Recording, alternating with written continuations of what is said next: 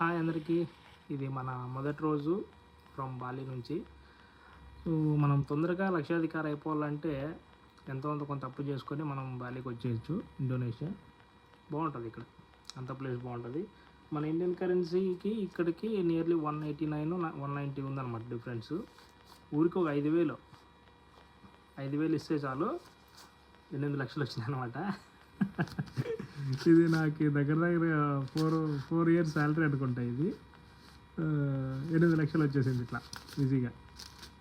ఒకటి చూస్తే మనకి ఇక్కడ ₹1,00,000 నోట్లు ఉన్నాయి డైరెక్ట్. ఇంకా కాయిన్స్ ఇచ్చారు కొన్ని చిల్లర.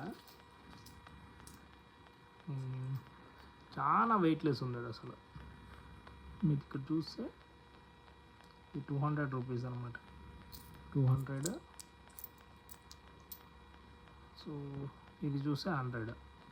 ఎంత వెయిట్లెస్ ఉన్నాయంటే మన ₹10 కాయిన్ కూడా ఇంత చిన్నగా ఉండదు మనది అనమాట. చాలా కొంచెం వెయిట్ ఉంటుంది, చాలా వెయిట్లెస్ ఉంది. అసలు దేంతో తయారు చేస్తారేమో కానీ ఇది మనీకి ఇంత వాల్యూ లేదనుకుంటుంది ఇక్కడ చిన్న చిన్న కాయిన్స్కి.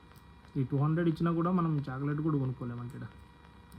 ఇక్కడ చూస్తే బ్యాక్ సైడ్ ఆయన ఎవరో ఉన్నాడు, ఆయన ఎవరో కూడా మనకు తెలియదు. ఇండోనేషియా స్టాచ్యూ మనం ఇతంది అక్కడ చూడొచ్చు, ఎయిర్పోర్ట్లో ఉంటుంది అనమాట. ఇతను స్టాచ్యూ అనుకుంటే, ఇతను కాదు తెలియదు మరి అదనమాట.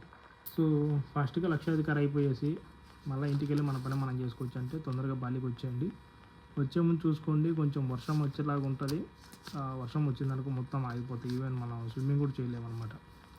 అందుకనేసి వచ్చే ముందే కొంచెం చూసుకొని రండి. ఇదైతే మంచి టైం కాదు, కాకపోతే మనకు అదే అంటారు కదా, ఎప్పుడో వర్కౌట్ అయినప్పుడు వచ్చింటాము. ఊరికే చూసిపోవాలనే ఉంటుంది. మనం అంత పెద్ద అన్వేషణ అన్నంత రేంజ్ కాదు, కానీ ఊరికే చిన్న బడ్జెట్లు చిన్న చూసుకొని వెళ్ళిపోతూ ఉంటాం అన్నమాట.